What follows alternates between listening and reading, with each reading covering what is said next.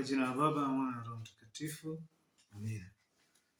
Basi leo tuna kila sababu ya kumshukuru Mungu kwa kuwa ametupa siku njema ya tarehe 26 mwezi wa 6 2026. Na siku ya leo nataka tuongee kidogo kwa habari ya walei ndani ya kanisa Katoliki. Mbele yangu nina vitabu kadhaa, lakini hivi vitabu nataka ujue umuhimu wa kila mlei kuwa nacho. Ukishakuwa mlei Mkatoliki mbatizwa, unapaswa kuwa na hivi vitabu. Vinaweza visiwe vyote, lakini viwili uwe nao, vitatu uwe navyo, kwa sababu ndiyo nguzo yetu katika kanisa Katoliki. Kitabu cha kwanza ambacho ni muhimu sana kuwa nacho ni hiki, ambacho ni Biblia Takatifu. Na Biblia Takatifu ni Biblia ya Kikatoliki yenye vitabu 72. Na sio hizi Biblia nyingine ambazo zina vitabu pungufu. Ndani yake kuna maarifa, ndani yake tunachota maarifa yote, ndani yake tunafundishwa neno na tunaishi katika hilo neno ili kuweza kutimiza wajibu wetu kama wabatizo. Kitabu cha pili ambacho unapaswa kuwa nacho ni hiki, kwa sababu kila mbatizo kwa namna moja au nyingine ni mshiriki wa jumuiya ndogo za Kikristo, ambao miaka miwili iliyopita tuliadhimisha miaka 50 ya jumuiya ndogo za Kikristo. Lakini kinachotuongoza kutoleta migongano au mipasuko ndani ya kanisa kama walei ni katiba ya halmashauri ya walei. Ndani ya katiba hii ya halmashauri ya walei kuna miongozo yote ambayo imepitishwa na TEC, Baraza la Maaskofu. Kuna miongozo yote kuhusu nafasi yako kama mlei ndani ya kanisa. Kitabu kingine ndani ya jumuiya, ndani ya mlei ambacho anapaswa kuwa nacho ni hiki, ambacho kimeandikwa uimarishaji na ukuzaji wa jumuiya ndogo za Kikristo nchini Tanzania katika kuelekea jubilei ya miaka 50 na baadaye.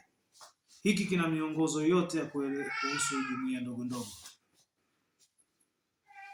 Kitabu hiki unapaswa kuwa nacho kwa ajili ya kuongoza, sio kwa viongozi tu, kwa muumini yoyote, kwa ajili ya kumuongoza namna gani jumuiya yake iweze kwenda, jumuiya yake inaenda katika njia sawa. Hiki ndio mwongozo. Jumuiya hawajipangie tu jinsi gani ya kwenda kwa Tanzania. Tunao mwongozo kutoka TEC, ambacho mwongozo huu ndio unaotaka ndo mfumo rasmi wa jumuiya zote ndani ya kanisa Katoliki zinavyostahili kuenenda. Kwa hiyo ni kitabu muhimu kujua nafasi, kujua ufanye nini kikitokea nini kifanyike, ili kutokuleta migongano yoyote kwa namna moja au nyingine, na kuweka imara jumuiya lakini na kanisa Katoliki. Kitabu kingine ambacho unapaswa kuwa nacho ni hiki hapa. Hiki kitabu ni mkusanyiko wa sheria za kanisa. Hiki kitabu kinaonesha namna gani una haki gani, wajibu wa kila mtu, hasa mlei, klero, yes, wajibu wa kila mmoja ndani ya kanisa umo ndani. Sheria za ndoa zimo ndani. Kunao vipengele vingi. Kuna kanuni za kanisa ambazo ziko chini, sio chini ya mpaka ya mwisho ni kanuni ya 1752. Ni kanuni zote za kanisa. Hizi kanuni ndio zinazotuongoza pale panapotokea migongano kwa namna moja au nyingine. Lakini si migongano tu, ujifunzi ili uende ukatatue peke yake. Unajifunza ili upate kujua namna gani, tunajifunza ili tupate kujua namna gani inavyotupasa kwenda na kuenenda na wajibu wetu. Kwa mfano hapa nitasoma haraka wajibu na haki za waumini wa Kristo walei. Hii ni kanuni ya 224, inasema kwa kuongozwa na zile wajibu na haki ambazo waumini wote wa Kristo wanashiriki na zile zinazowekwa katika kanuni nyingine, waumini wa Kristo walei wamefungwa na faradhi na wanayo haki ambazo zimeorodheshwa katika kichwa hiki, katika kanuni za kichwa hiki. Kwa hiyo hapa chini utaona kanuni zote, wajibu wote ndani ya kanuni za kikanisa. Mlei ana wajibu gani, wakati gani, na wajibu wake anatakiwa kuutekeleza vipi? Hiki ni kitabu cha sheria, kanuni na mkusanyo wa sheria za kanisa.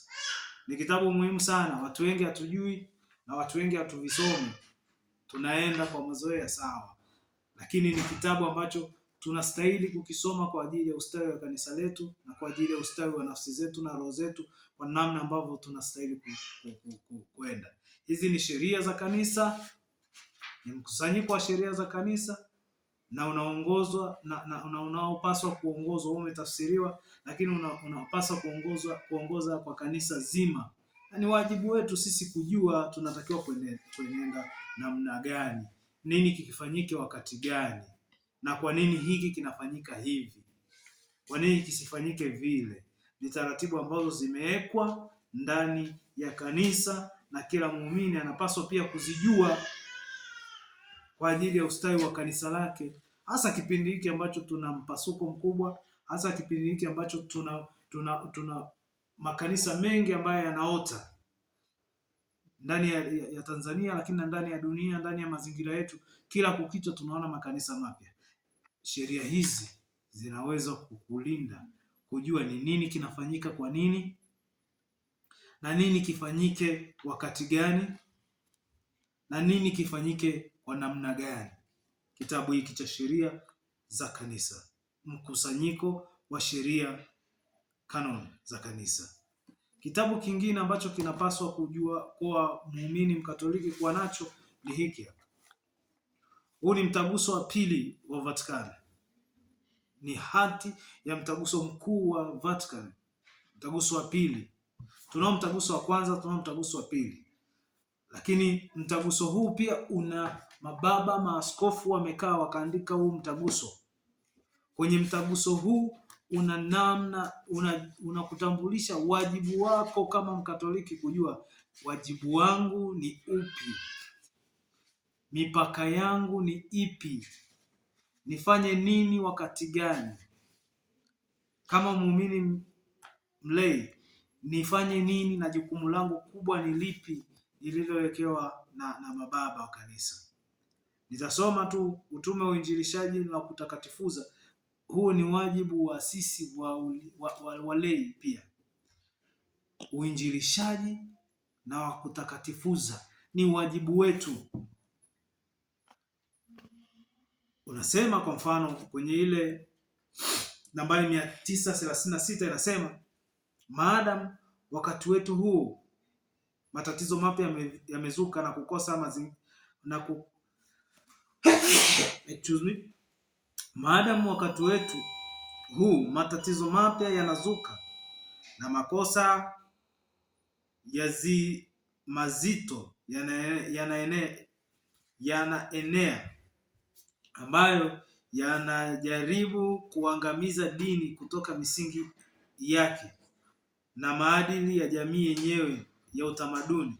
Mtaguso huu unawasihi kwa moyo walei ili kulingana na vipawa vya akili na mafundisho ya kila mmoja na kufuata nia za kanisa, watimize kwa bidii zaidi sehemu yao katika kuchanganua, kulinda na